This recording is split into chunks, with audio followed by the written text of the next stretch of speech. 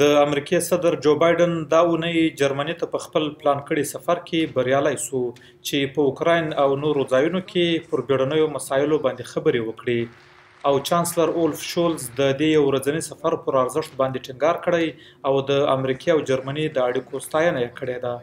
اوکراین د خبرو د ایجنډا په سر کې دی او سپینې ماڼۍ د اکتوبر په 18 اعلان وکړ چې بایدن له کیف سره د نورو 425 میلیون ډالرو په ارزښت امنیتي مرسته منظوره کړې ده.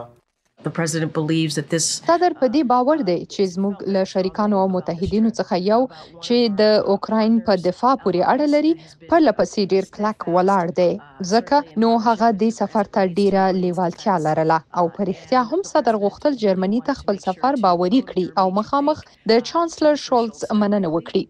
بایدن غوښتل تیره اونۍ برلین ته لاړ شي خو په فلوریډا کې میلټن طوفان یې سفر وځنډاوه او مجبور سو د اوکراین د امنیت په اړه د ده په مشرۍ د غونډې نیټه یې هم بدله کړه چې اوس به یې انلاین کوي. سپینه ماڼۍ وایي څنګه چې ټاکل شوې وه بایدن به اوس د اوکراین له صدر سره مخامخ نه ویني. چانسلر شولز تیره اونۍ له صدر ولادیمیر زلنسکي سره ولیدل چې د هغه د 5 مادو د بریا پلان واوري. په دې پلان کې د جګړې تر ختمېدو مخکې له نیټو سره د اوکراین د ګډېدو بلنه هم شامله ده. زلنسکي د اکتوبر پر 18 خپل د بریا پلان د اوکراین پارلمان ته هم وړاندې کړ.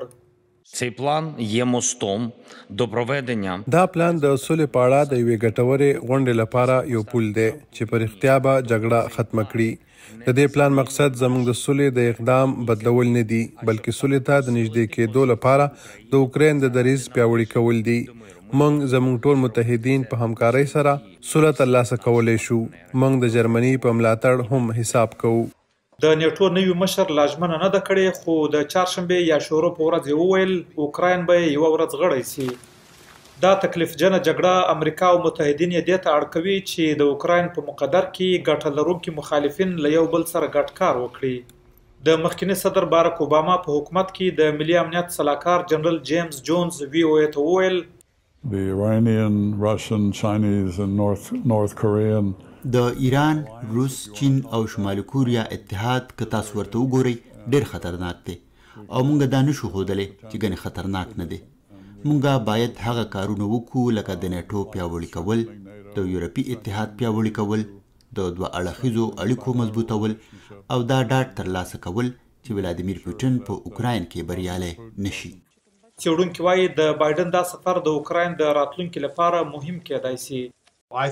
زه فکر کوم بایدن په جرمني کې د خپل سفر له وخته دا ګټه اخیستی شي چې د اوکراین د ملاتړ ارزښت بیا تکرار کړي. تیر کال چې په غزه کې جګړه پیل سوه له هغه راهیسې جرمني او امریکا دواړه د اسرائیل د ملاتړ پر سر له اعتراضونو سره مخ سوي خو له دې سره سره دواړه هیوادونه وایي په تیر کال کې د یهودانو ضد پیښې هم زیاتې سوي دي او دواړه مشران چې ځانونه نږدې کیڼ اړخي ګڼي د ښي اړخو ډلو له سیاسي چیلنجونو سره مخ دي ځکه چې هغوی ورباندې د اوکراین او اسرائیل د ملاتړ له کبله نیوکې کوي.